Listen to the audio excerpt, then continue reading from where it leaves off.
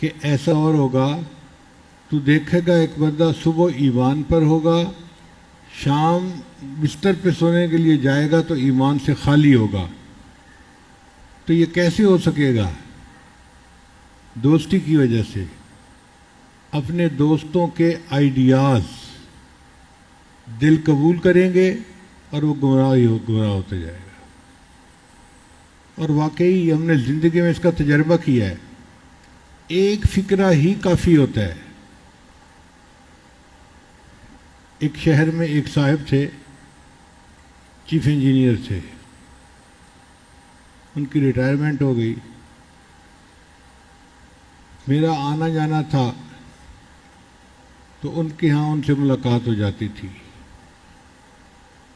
ایک محفل میں ان کے دل پر کچھ اثر ہوا اور وہ بیعت ہو گئے۔ اب جب وہ بیعت ہوئے تو میں نے انہیں ذرا قریب کیا،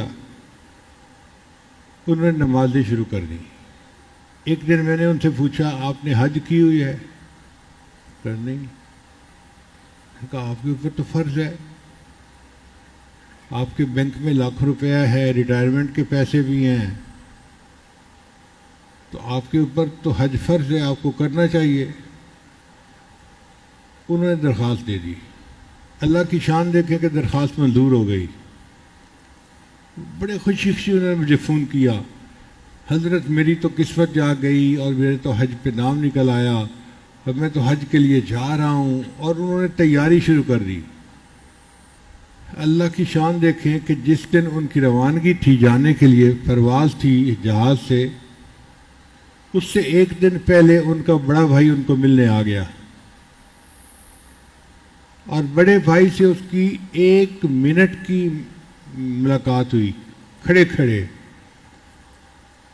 بڑے بھائی نے زہریلا فکرہ بولا، دیکھ تو پیر صاحب کے کہنے پہ حج تو جا تو رہا ہے، تو ہارٹ کا بھی مریض ہے، ایسا نہ ہو کسی کنارے کے اوپر پڑا ہوا ہو اور تجھے پہچاننے والا بھی کوئی نہ ہو۔ اس کے دل میں ڈر بیٹھ گیا کہ مجھے تو ہارٹ اٹیک ہو جائے گا۔ لو جی، اس نے حج پہ جانے کا ارادہ ترک کر دیا۔ جب فلائٹ نکل گئی پھر اس نے مجھے فون کیا کہ جی میں نے تو ارادہ چھوڑ دیا، میں نہیں گیا۔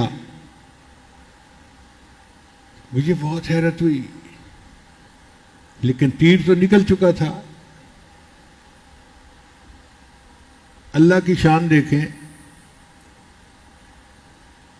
کہ جس دن اس نے حج کر کے آنا تھا نا، فرض کرو 5 تاریخ تھی، تو 7 تاریخ کو اس کو ہارٹ اٹیک ہوا اور وہ فوت ہو گیا۔